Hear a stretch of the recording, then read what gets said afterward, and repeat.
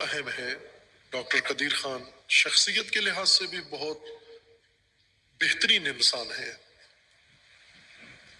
اتنا شہرت پانے کے بعد، اتنا اعلیٰ مقام پانے کے بعد بھی بہت ہی متواضع انسان رہے ہیں اور اسلامی سوچ کے حامل رہے ہیں۔ مسلسل اپنے کالمز لکھتے تھے جنگ اخبار میں، اور علماء کی طرح لکھتے تھے، عموماً اسلامی موضوعات پر، اقدار پر اور کتابوں کے اوپر، اور جس طرح لگتا ہے کہ کوئی مولوی گویا لکھ رہا ہے۔ اتنا ان کا شغف اسلامی تعلیمات سے تھا، اور عملی انسان تھے، عملاً بھی پابند تھے ان چیزوں کے۔ رفائی کاموں میں انہوں نے بہت خدمات انجام دی ہیں، ہاسپٹلز بنائے ہیں، لیبارٹریاں بنائی ہیں، جگہ جگہ ہر شہر میں بڑے بڑے منصوبے ان کے عوام کی رفاہ اور فلاح کے لیے بھی تھے۔ لیکن جو چیز ان کی پہچان کا ذریعہ بنی ہے وہ پاکستان کو ایٹمی طاقت بنانا ہے۔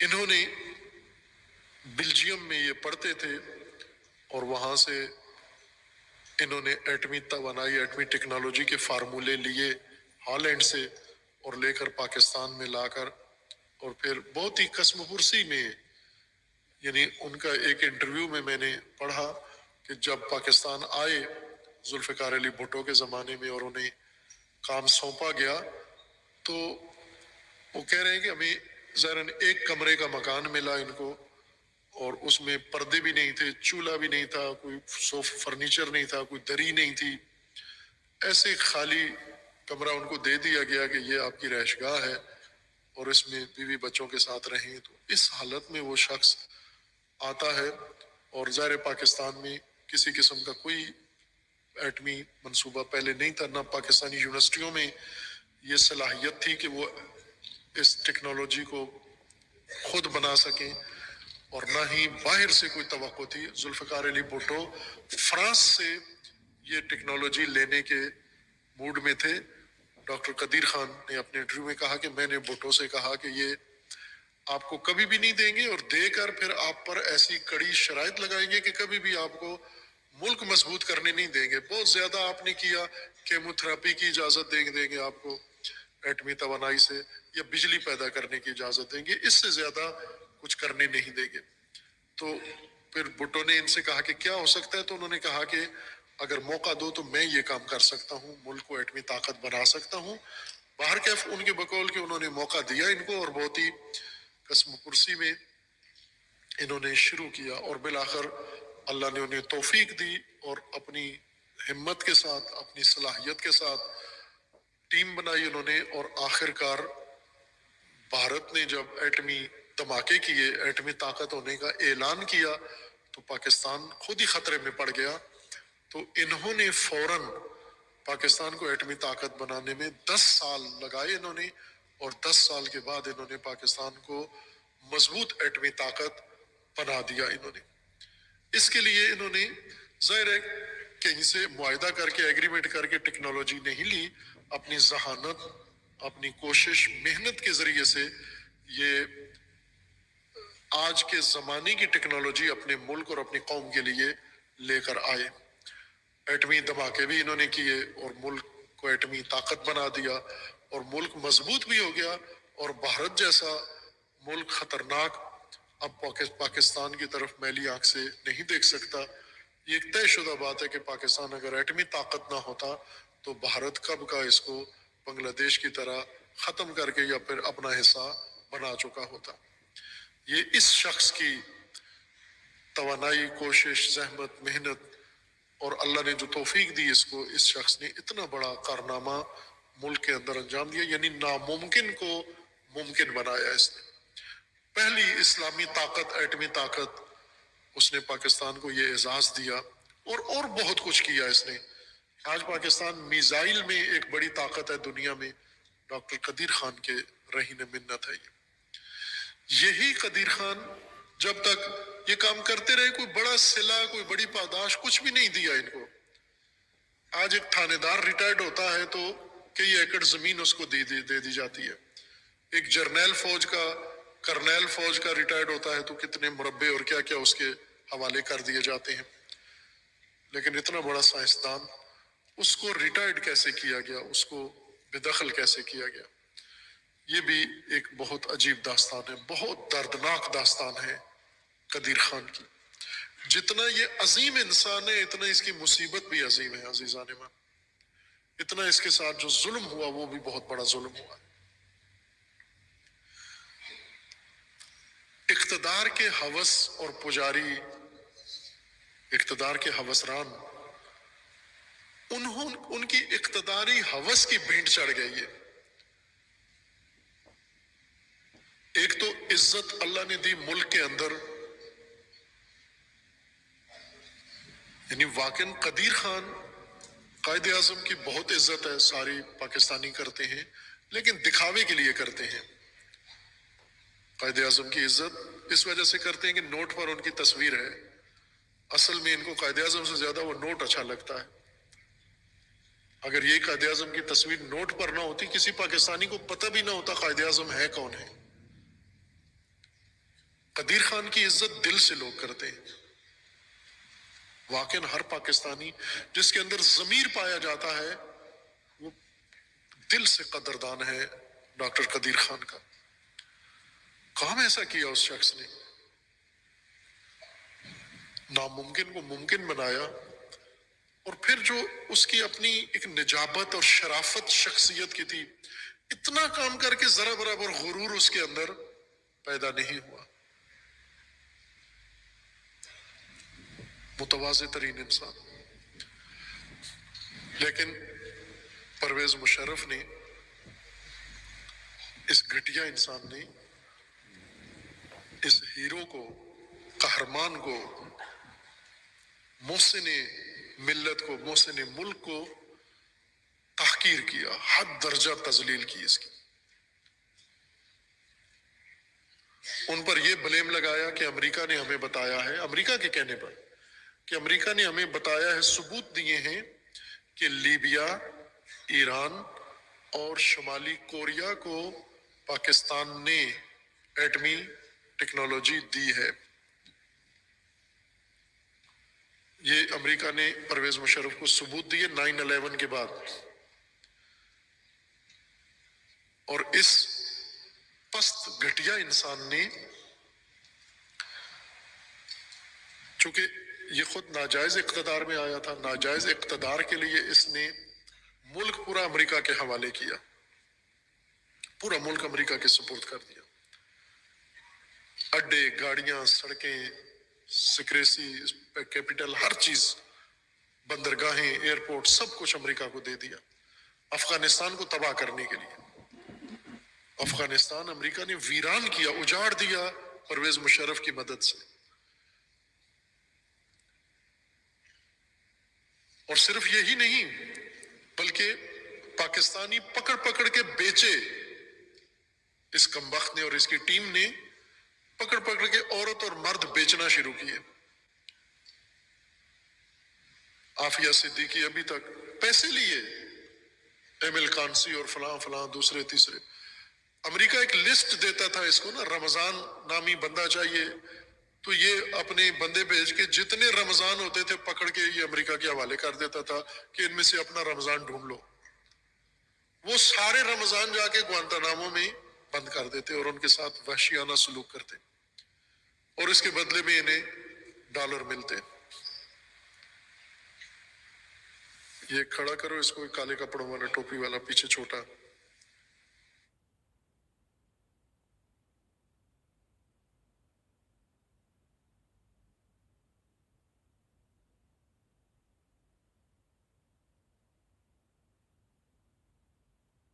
بکریوں کی طرح اس نے پاکستانی فروخت کیے.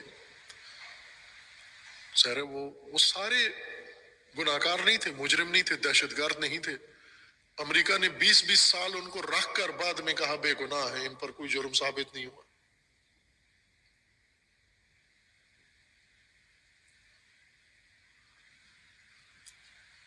لیکن سب سے بڑا ظلم اس حقیر انسان نے جو کیا، وہ ملک کا محسن اور ہیرو، ایک قسم کا وہ شخص کہ پاکستانی اگر نعوذ باللہ ہندو ہوتے، ہندوستان میں ہندوؤں میں یہ ہے کہ وہاں انسان بھگوان بن جاتا ہے. مسلمانوں میں ایسے نہیں ہے، کوئی انسان بھگوان نہیں بن سکتا، لیکن ہندوؤں میں ہے کہ انسان بھگوان بن جاتا ہے، اور ان کا کوئی اچھا کرکٹ کھیلنے والا ہو تو وہ بھی بھگوان ہوتا ہے، اس کی مورتی بنا لیتے ہیں، مندر میں رہ کے باقاعدہ عبادت کرتے ہیں، اس کی پوجا کرتے ہیں، اس کی فلمی ایکٹر کوئی بڑا ہو اس کی پوجا کر، ابھی بھی موجودہ فلمی ایکٹرز بڑے بڑے ہیں، ان کی باقاعدہ خبروں کے مطابق ان کی مورتیاں بنی ہیں اور ان کی پوجا ہوتی ہے، ان کو بھگوان کا درجہ دیا جاتا ہے۔ اور یہ قدیر خان بھگوان تھا اگر ہندوؤں کے ملک میں ہوتا تو، اتنا عظیم انسان تھا، ہر لحاظ سے عظیم تھا، لیکن جو اس نے قوم و ملت کو دیا وہ اس کی عظمت آسمانوں پہ جا پہنچی۔ لیکن ادھر سے پست اور گھٹیا لوگ ہوسران، اقتدار کی ہوس میں اندھے، انہوں نے ملک بھی دے دیا، پاکستان امریکہ کے حوالے کیا، جرم، پاکستان کے وسائل امریکہ کے حوالے کیے، جرم، پاکستانی عوام اور افراد پکڑ کے امریکہ کو بیچے، جرم، لیکن سب سے بڑا جرم جو اس نے کیا وہ قدیر خان، امریکہ نے ثبوت دیے اس کو کہ یہ آپ کے ملک سے ٹیکنالوجی باہر گئی ہے، اس نے قدیر خان کو پکڑ کے کہا کہ اس شخص نے یہ ٹیکنالوجی دی ہے، اور جو کہ جرنیل تھا اور جبار جرنیل تھا، اس نے قدیر خان کو دھوکے سے، توجہ کریں یہ قدیر خان نے اپنے انٹرویو میں بتایا ہے کہ اس نے بلایا، ٹی وی پہ بلا کے خود بھی بیٹھا اور قدیر خان سے اعتراف کروایا کہ کہو کہ میں اس قوم کا مجرم ہوں، اور قدیر خان نے کہا اس کے کہنے پر کہ میں پاکستانی قوم کا مجرم ہوں، پاکستانی قوم سے معافی مانگتا ہوں، میں نے جرم کیا ہے۔ یہ اس ملعون نے یہ جرم، یہ اعتراف کروایا۔ قدیر خان سے جب پوچھا گیا کہ آپ نے کیوں اعتراف کیا، چونکہ اسی زمانے میں دو چیزیں شروع ہوئی تھی، ایک پہلے اور ایک بعد میں، قدیر خان کو پہلے توبہ کروا چکا تھا مجرم بنا کے، بعد میں قاضی القضات پاکستان کے Iftikhar Chaudhry, chief justice supreme court کے، ان کو بھی اس نے قدیر خان کا تجربہ اس پر آزمانا شروع کیا، لیکن وہ قدیر خان ثابت نہیں ہوا، دھوکے میں نہیں آیا، اور وہ ڈٹ گیا، اس نے کہا تم کون ہوتے ہو مجھے معزول کرنے والے، تم تو خود ناجائز اقتدار میں آئے ہو۔ افتخار چودھری ڈٹ گیا، پھر افتخار چودھری کی حمایت میں پورا ملک اٹھ کھڑا ہوا، وکیل اٹھ کے کھڑے ہوئے، سیاستدان، قوم، سب نے، جس کے نتیجے میں پرویز مشرف کا اقتدار ڈوب گیا، ختم ہو گیا، اور اقتدار اس نے پارٹیوں کو، سیاسی پارٹیوں کو منتقل کر دیا۔ پہلا جرم اس نے یہ کیا، قدیر خان کو مجرم بنایا اس نے۔ قدیر خان سے پوچھا گیا آپ نے کیوں اعتراف کیا، اس نے کہا کہ اس نے نام لیا چودھری شجاعت کا، گجرات کے چودھری کا، جو ہر غلط ڈیل میں یہ شخص دلال کے طور پر موجود ہوتا ہے، چودھری شجاعت اور ان کا خاندان، ہر ملکی بے وقار کام کے پیچھے ان کا ہاتھ ضرور ہوتا ہے اس گروہ کا۔ قدیر خان نے کہا کہ میرے پاس چودھری شجاعت کو بھیجا تھا، چونکہ پرویز مشرف کا اتحادی تھا، یارن اس وقت وزیر داخلہ تھا یا وزیر اعظم تھا، چودھری شجاعت کو میرے پاس بھیجا مشرف نے، اور جا کر کہ ڈاکٹر قدیر کو یہ کہو کہ اس وقت امریکہ پاکستان کا دشمن بنا ہوا ہے، پاکستان کو تباہ کر رہا ہے، پاکستان مٹ جائے گا، پاکستان پہ حملہ ہو جائے گا، آپ قدیر خان جیسے پہلے قربانی دی ہے آپ نے قوم اور ایٹمی بنایا ہے، اور آپ نے پاکستان کے لیے ایک بہت بڑا کارنامہ انجام دیا ہے، اب ایک اور قربانی پاکستان کے لیے، پاکستان کو بچانے کے لیے یہ دو کہ یہ کہو کہ میں نے یہ ٹیکنالوجی ان ملکوں کو دی ہے، یہ اعتراف کرو آ کر، تاکہ امریکہ حملہ نہ کرے اور پاکستان بچ جائے۔ چودھری شجاعت گیا، یہ دلال، وہاں جا کر اس نے قدیر خان سے یہ کہا، اب وہ نیک انسان، بہت شریف اور نجیب انسان ہے قدیر خان، پاکستان کے لیے ہر کام کرنے کے لیے تیار ہے۔ عزیزان، قدیر خان نے نا ایک طرح سے یہ جو ٹیکنالوجی ہالینڈ سے اٹھا کے پاکستان لایا، یہ ایک جوہری سائنسدان کے لیے خودکشی کے برابر تھا۔ ایگریمنٹ کے ساتھ تھوڑا ہی لے کر آئے. انہوں نے چوری کا نام دیا اس کو کہ یہ چرا کے لے گیا ہے. میں کہتا ہوں کہ اس سے خوبصورت چوری دنیا میں نہیں ہوگی کوئی، اگر چوری بھی ہے تو. اور ایسا چور ہر پاکستان کو ہونا چاہیے، ہر پاکستانی کو ہونا چاہیے کہ دنیا کی جتنی بہترین ٹیکنالوجی ہے وہ ساری چرا کے لے آؤ، اپنے ملک کو آ کر ترقی دو اور محفوظ بناؤ. وہ ایک سائنسدان تھا، چوری کر کے نہیں لایا، پڑھ کے محنت کر کے سمجھ کے آیا، نہ کہ چوری کر کے لایا. بیلجیم میں پڑھتا رہا، ہالینڈ میں پڑھتا رہا، اس نیت کے ساتھ پڑھتا رہا کہ میں یہ ٹیکنالوجی پوری سمجھ کے ازبر کر کے سیکھ کے پھر اس کو اپنے ملک میں جا کر میں نے شروع کرنا. اور یہ کام کیا اس نے. اور ایک ملک سے ٹیکنالوجی لے کر دوسرے ملک آ جانا یہ جرم نہیں تھا. اصل جو قدیر خان کو سزا ملی وہ اس جرم کی سزا ملی کہ ایک ٹیکنالوجی جو منحصر تھی 5 طاقتوں کے پاس، وہ تم نے 6ٹھی اسلامی طاقت کو کیوں سکھا دی. یہ اصل جرم تھا قدیر خان کا. اور پرویز مشرف جیسے خیانتکار، جس جج نے، وہ پشاور ہائی کورٹ کے جج نے، مرحوم نے جو سزا دی، بہت تاریخی سزا دی. اس نے کہا کہ اس کو سزائے موت دی جائے اور سزائے موت دینے کے بعد پھانسی پہ لٹکا کے پھر اس کی لاش کو ڈی چوک پہ لٹکا دیا جائے 3 دن. یہی بنتی تھی سزا اس کے لیے. بعد میں ملک میں یہ بات شروع ہو گئی کہ لاش کیوں لٹکائی جائے، لاش نے کیا جرم کیا ہے. میں کہتا ہوں 3 دن نہیں، یہ تو 3 سال 30 سال لٹکانی چاہیے یہ لاش، چونکہ جرم اس نے ایسا کیا ہے. یہ دھوکہ دے کے قدیر خان پھر ملک کے لیے انہوں نے کہا اگر میری ساتھ سے میرا ملک بچتا ہے تو میں حاضر ہوں. ناکردہ گناہ ان کے ذمہ ڈال دیا کہ آپ کہو کہ میں نے یہ ٹیکنالوجی دوسرے ملکوں کو دی ہے، ایران کو دی ہے، لیبیا کو دی ہے، اور یہ اعتراف کروا کے ان کو نظر بند کر دیا. نہ صرف نظر بند کیا، اعتراف کروانے کے دوسرے دن امریکہ نے کہا کہ چونکہ مجرم اعتراف کر چکا ہے اب ہمارے حوالے کرو.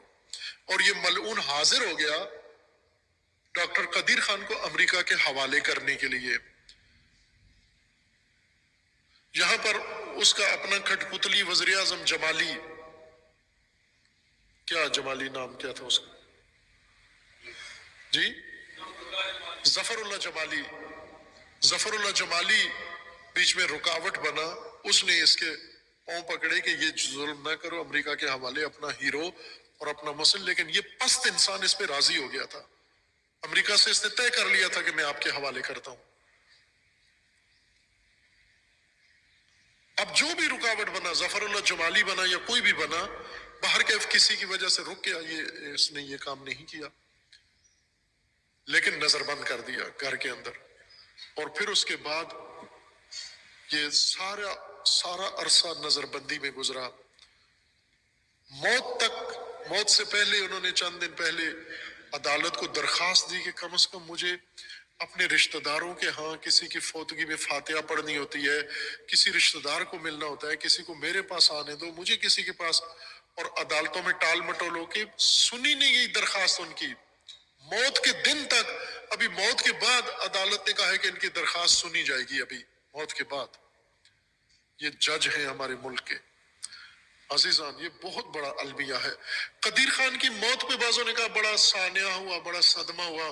نہ، قدیر خان کی موت کوئی سانحہ نہیں ہے، قدیر خان کی موت کوئی نقصان نہیں ہے. قدیر خان کی موت ایک لحاظ سے قدیر خان کے لیے اللہ کی طرف سے ایک آزادی تھی. پست حقیر گھٹیا لوگوں کے قید سے آزاد کر کیا اللہ نے موت کے ذریعے، اس کو آزاد ہو گیا. ابھی پست لوگوں سے موت نہیں ہے المیہ، ان کی زندگی میں جو ان کے ساتھ ہوا وہ المیہ ہے.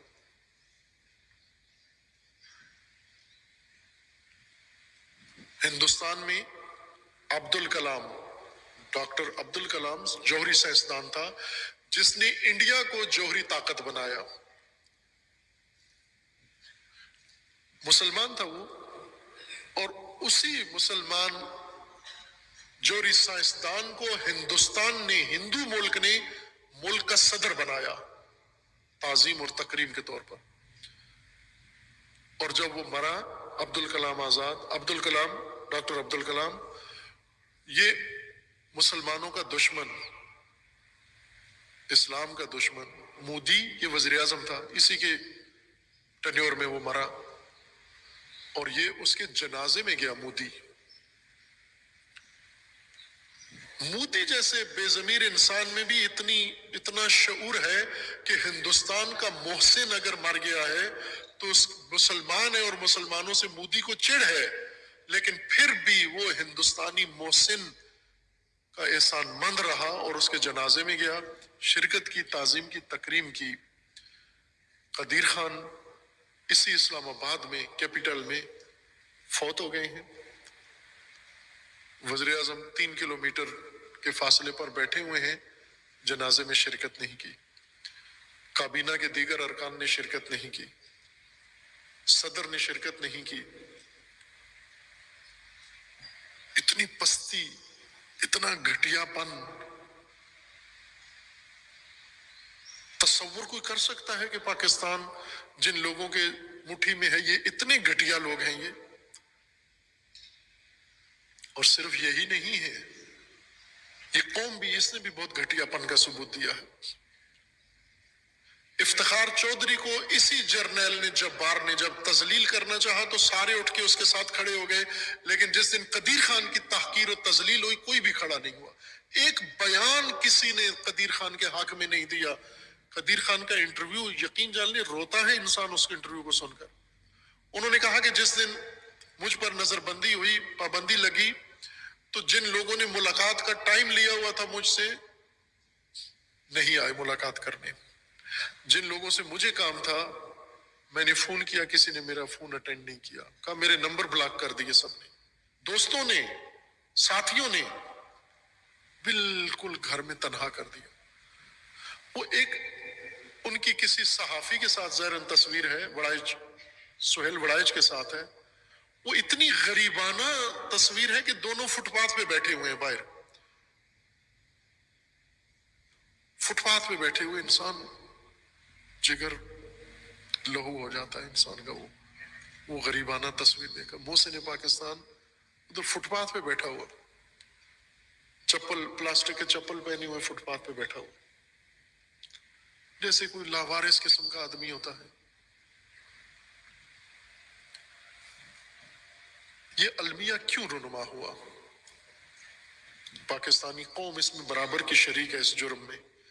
جب پرویز مشرف نے تحقیر کی تو کیوں کوئی کھڑا نہیں ہوا اٹھ کے؟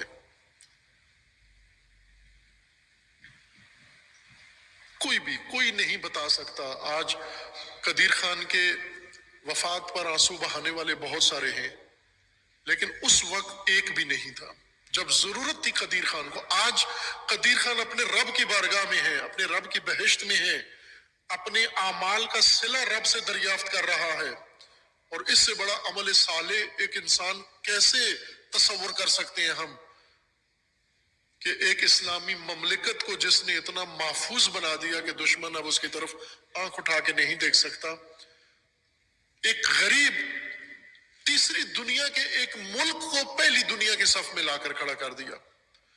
نایاب ٹیکنالوجی جو 5 ملکوں نے اپنے انحصار میں رکھی ہوئی تھی، وہ اپنی ذہانت سے وہاں سے لے کر اپنی مملکت کو دیا۔ اتنا بڑا عمل صالح کس پاکستانی کے نامہ عمل میں موجود ہے؟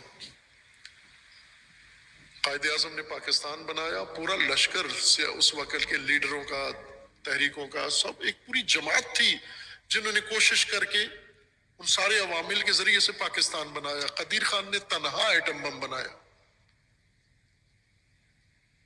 ساتھ کوئی بھی نہیں تھا،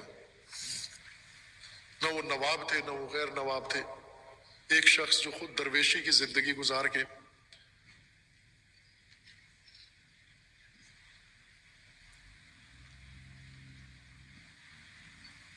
چلا گیا اپنے رب کے بارگاہ میں۔ اب اس کو کیا ضرورت ہے تمہارے آنسوؤں کی، تمہارے افسوس کی؟ جب ضرورت تھی اس کی حمایت کی۔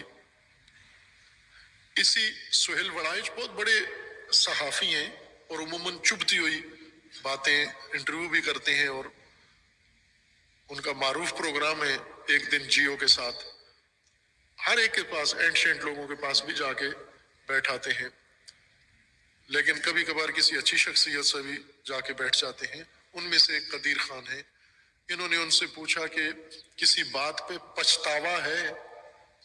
چونکہ پرویز مشرف نے انہیں کہا تھا کہ ندامت کا اظہار کرو، توبہ کرو، شرمندگی فلاں، جو اس نے کہا انہوں نے ملک بچانے کے لیے پڑھ دیا۔ تو اب صحافی نے پوچھا کہ کیا کسی بات پہ پچھتاوا ہے؟ یعنی آج یہ پرویز مشرف نے جو کہا تھا، جس پہ ٹی وی پہ پچھتائے تھے، کیا ابھی بھی پچھتاتے ہیں؟ تو کہا نہیں، اس پہ نہیں ہے پچھتاوا۔ کس بات پر پچھتاوا ہے؟ کہا کہ پچھتاوا اس بات پر ہے کہ جس قوم کے لیے کچھ کیا ہے اس قوم کو اس کی قدر ہی نہیں ہے۔ اس بات پہ مجھے بہت پچھتاوا ہے کہ جن کے لیے یہ سب کچھ کیا ہے انہیں قدر ہی نہیں ہے۔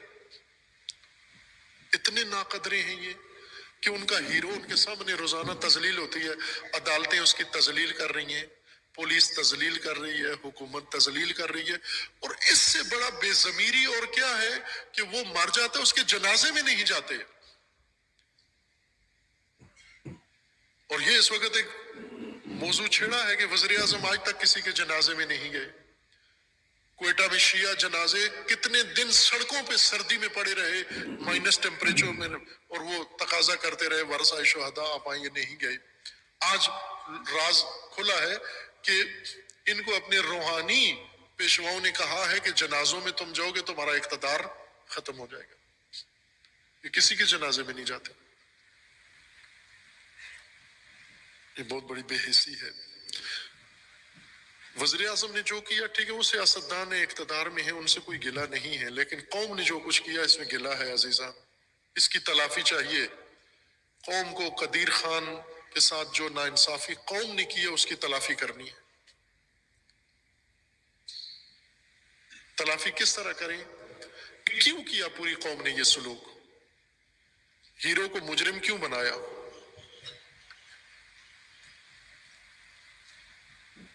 اور پھر سب خاموش کیوں بیٹھے؟ اس کی وجہ اخلاقی پستی، اقدار کی گراوٹ ہے، جو موضوع میں ہمیشہ عرض کرتا رہا ہوں طلاب کو بھی اور جوانوں کو بھی اور اپنی قوم کو بھی، جس موضوع کی طرف ہمیشہ توجہ دلانے کی کوشش کی ہے۔ عزیزان، انسانیت اقدار کے اوپر قائم ہے، انسانی نظام قدروں کے اوپر قائم ہے، اعمال پر نہیں ہے۔ اعمال بنیاد نہیں ہے، اقدار بنیاد ہے۔ امام حسین علیہ السلام اقدار کے امام ہیں۔ قدریں دیکھیں کتنی نکھری ہوئی قدریں امام حسین علیہ السلام کے اندر نظر آتی ہیں۔ کون شخص اس حالت میں استقامت دکھا سکتا ہے جس کے اندر اتنی اعلیٰ قدریں ہوں؟ اعلیٰ قدریں جو آپ کی مادری زبان میں ویلیوز کہلاتی ہیں، عربی میں اقدار ان کو کہا جاتا ہے، فارسی میں ارزش، ویلیوز کو ارزش ترجمہ کرتے ہیں، ویلیوز، ارزش، ہاں، اقدار، یہ دین کی جڑ ہے، دین کی بنیاد ہے۔ دین اللہ تعالیٰ نے عبادتوں پہ استوار نہیں کیا، اقدار پہ استوار کیا ہے۔ ڈھانچہ، سٹرکچر دین کا اقدار ہے۔ اس لیے ائمہ ہدیٰ کی تعلیمات میں بھی ہے کہ اگر کوئی نمازیں پڑھتا ہے، نماز شب پڑھتا ہے، فلاں کرتا ہے، تو اس کے ان اعمال کے دھوکے میں نہ آنا، اس کے اندر اقدار کو دیکھنا پہلے۔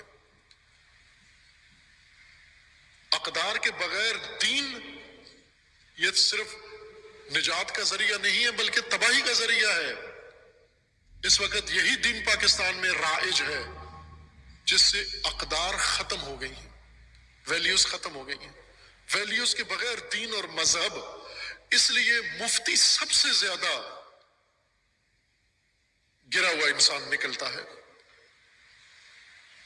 عالم سب سے زیادہ گرا ہوا انسان نکلتا ہے، جرنیل گرا ہوا انسان نکلتا ہے، سیاستدان گراوٹ والا پست انسان نکلتا ہے۔ اور علی علیہ السلام فرماتے ہیں کہ جب لئیم، کریم، جس کے اندر قدریں ہوں، اقدار کا مجموعہ، اقدار کا پیکر کریم کہلاتا ہے عربی زبان میں. پہلے بھی کئی دفعہ اشارہ کیا ہے، کریم ایک صفت نہیں ہے، تمام قدروں کے اجتماع کا نام کرامت ہے. کریم جس کے اندر ساری اقدار ہوں، لئیم جس کے اندر ساری اقدار ختم ہو گئی ہوں. اقتدار کا ہوسران، یہ آج جنسی ہوسران جو دندناتے پھرتے ہیں، ان سے زیادہ خطرناک اقتدار کے ہوسران ہیں، اقتدار کے ہوس باز ہیں. یہ پرویز مشرف اقتدار کا اندھا ہوس باز تھا. یہ اتفاق نہیں ہے کہ ایک طرف سے 9/11 امریکہ کے اندر ٹوئن ٹاور پر حملہ ہوتا ہے، القاعدہ کا بیچ میں آ جاتا ہے، اور اس سے کچھ عرصہ پہلے پاکستان میں حکومت ختم کر کے پرویز مشرف اقتدار میں آ جاتا ہے. 9/11 اور پرویز مشرف کے اقتدار میں یہ جوڑ ہے، ربط ہے. چونکہ انہیں اتنا گھٹیا آدمی انہوں نے پہلے سے چن کے رکھا ہوا تھا، اتنا پست آدمی جو امریکہ کے لیے یہ سارے کام کر سکتا ہے، انہوں نے پہلے سے تشخیص دے کے رکھا ہوا تھا، اور اس نے یہ کام کیا جو امریکہ نے چاہا اس نے کیا ہے ان کے لیے. قوم نے بھی جرم کیا ہے. جب ایک حقیر ہوسران اقتدار کا آپ کے ہیرو کو پائمال کر رہا تھا، آپ بولے کیوں نہیں؟ آپ اٹھے کیوں نہیں؟ قیام کیوں نہیں کیا؟ اس وقت نہیں کیا تو اب تو کرو، قضا تو کرو، تلافی تو کرو اس کی.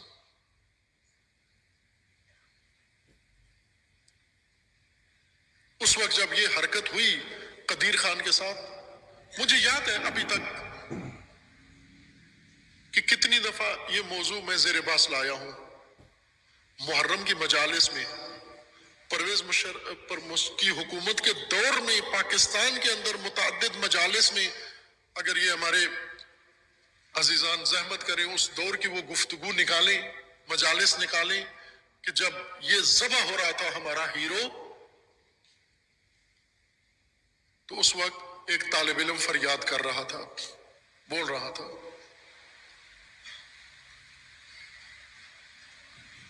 کہ جو کچھ ہو رہا ہے بہت غلط ہو رہا ہے، ناانصافی ہو رہی ہے، ظلم ہو رہا ہے. اس ظلم پہ پوری قوم کو توبہ کرنی چاہیے، سیاستدانوں کو توبہ کرنی چاہیے، میڈیا کو توبہ کرنی چاہیے. کسی نے بھی خوبیت اتنی عرصہ قسم پرسی میں اسلام آباد میں اسیر رہا، ایک محلے کے اندر، گھر کے اندر، بلکہ اس انٹرویو میں یہ بھی لکھا ہوا ہے کہ ایک حکومت کا نام لیا انہوں نے کہ اس کی حکومت کے دوران اسلام آباد کی بلدیہ میرا گھر گرانے آگے بلڈوزر لے کر.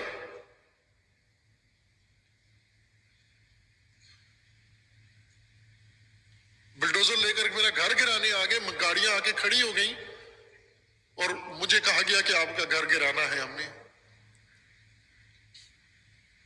کیا ظلم ہے یہ، کیا اندھیر نگری ہے یہ.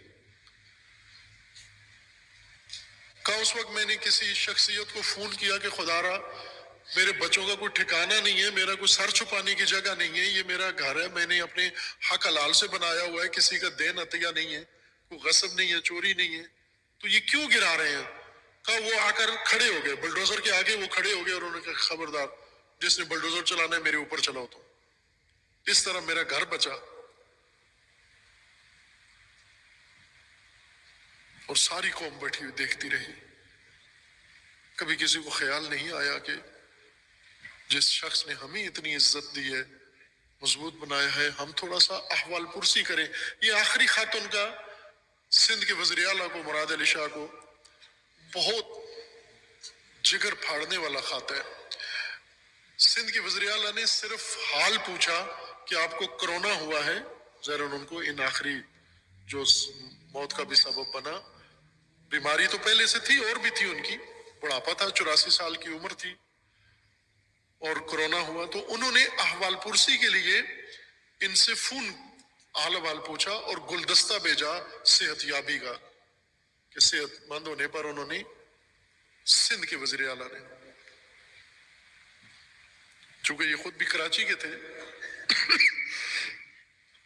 جواباً انہوں نے مختصر سا خط بیماری کی حالت میں وفات سے شاید 1-2 دن پہلے لکھا، اور وزیر اعلیٰ کو لکھا کہ میں بہت شکریہ ادا کرتا ہوں آپ کا کہ اس عالم غربت میں آپ نے مجھے یاد کیا ہے، میری بیماری کو میرا حال پوچھا ہے، مجھے اتنی خوشی دی ہے آپ نے۔ توجہ کریں کہ ایک ہیرو، ایک سائنسدان، صرف ایک وزیر اعلیٰ نے حال پوچھا تو اتنا خوش ہوا کہ کسی نے میرا حال تو پوچھا ہے، کسی کی یاد میں تو ہوں میں۔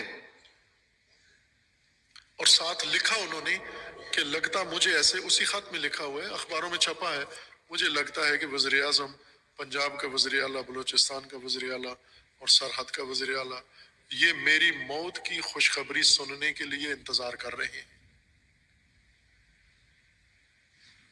ایک انسان کو اتنے دکھ ہوں، اتنا اس کو ہو کہ ایک ملت کے اوپر اتنا بڑا احسان، ملک کے اوپر اتنا بڑا احسان کرے۔ اگر انہوں نے یہ ٹیکنالوجی برفرض ایران کو دی ہے، لیبیا کو دی ہے، تو انہوں نے جب یہ بنایا تھا، ابھی چند ایک لوگوں کی زبانی سنا ہم نے کہ جس دن پاکستان نے ایٹمی دھماکہ کیا تو مسجد اقصی کے امام نے اور کعبہ کے امام نے کہا کہ یہ پاکستان کا ایٹمی بم نہیں، یہ اسلام کا ایٹمی بم ہے۔ تو اگر یہ اسلام کا ایٹمی بم ہے تو پھر وہ اسلامی ملکوں کو اگر برفرض دیتا بھی ہے تو وہ تو اور بڑا عمل صالح کر رہا ہے۔ خریدی تو نہیں پاکستان نے یہ ٹیکنالوجی کسی ملک سے، امریکہ سے، چائنا سے، چائنا نے ہدیے میں تو نہیں دی، یہ قدیر خان نے اپنی ذہانت سے وہ ٹیکنالوجی پڑھی یورپ میں جا کر اور اپنے ملک میں منتقل کی۔ اس کے برعکس آج کے میٹرک پاس، جو ہی میٹرک پاس کرتا ہے، اے او لیول کر لیتا ہے، ملک کی ہر چیز بیگ میں ڈال کر چلا جاتا ہے یورپ کو، جا کر اپنی خدمات پیش کرتا ہے۔